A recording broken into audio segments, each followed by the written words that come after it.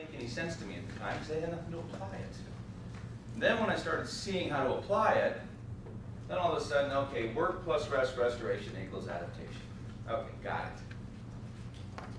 I can actually now understand that these two belong on this side of the equation.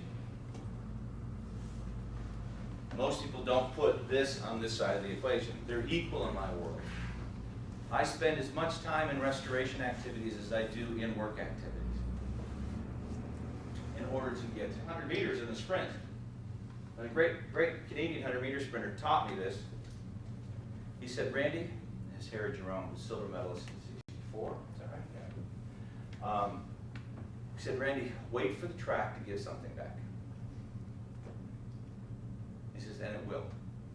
Be patient. Because as you go through this, and you go through your phases, you wait, and that track will start to give back to you. Well, if we start to see a couple things. One, that we know that as we've learned more and more about this elastic energy, not just stretch reflex, and because it's more than just stretch reflex. You know, and how many of you have seen this now? Seen Verstegen do this? Everybody seen this? 2 people, and the rest of you never? Some? Okay. I taught this to Mark in '96, '97. So take your hand and put it on the desk. Raise your index finger up high, and just as hard as you can, put it on the desk.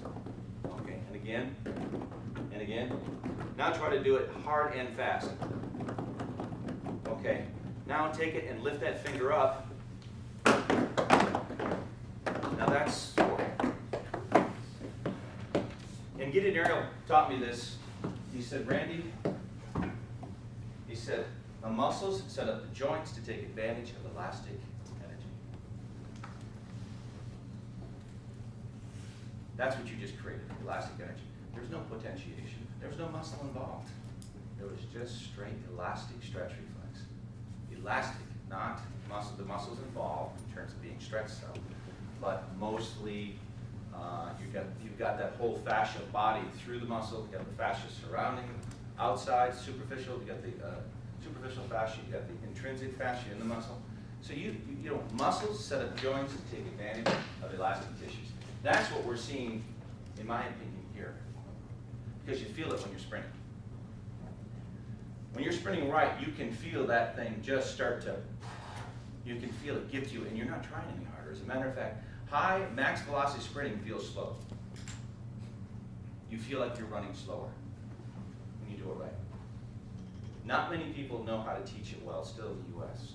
We still have, somebody asked me the other day, so what is there, about 100 great sprint coaches right now? I said, oh, it's a big push.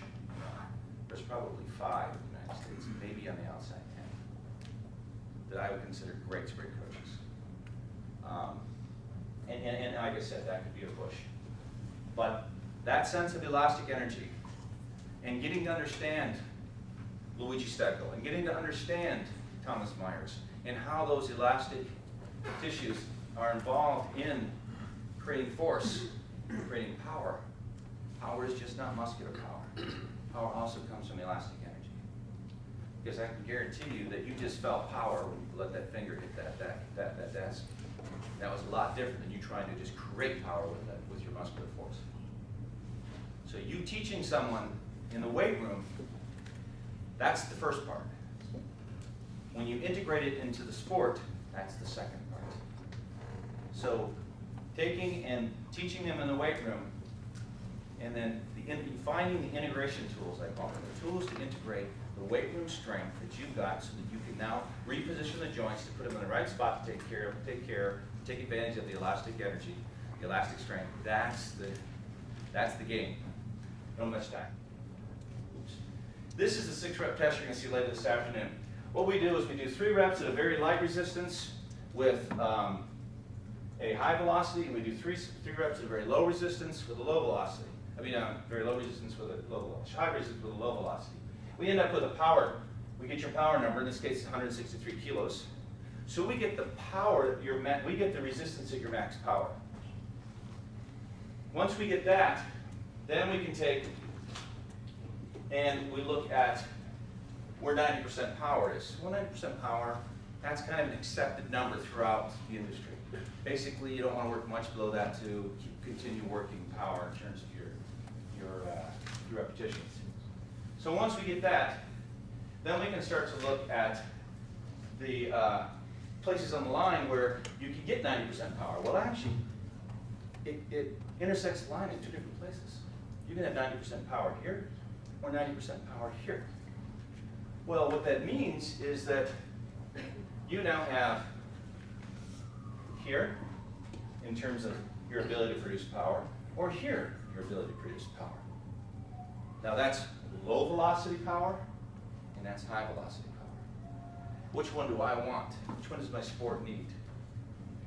I want to know this. If I have this information, now I can do something with it. Now I'm measuring something and able to take and go, okay, I would actually say that most sports need this, but you could probably make a case for a few needing some low velocity power over here. And then what we end up with is these areas, these zones of low velocity and high velocity power. And then what that means for us is that now we've got some programming options. We can do a standard 1 RM. We can just take 100% of 1 RM, come out here someplace, and do 90, 95, right at down, or 95, 90.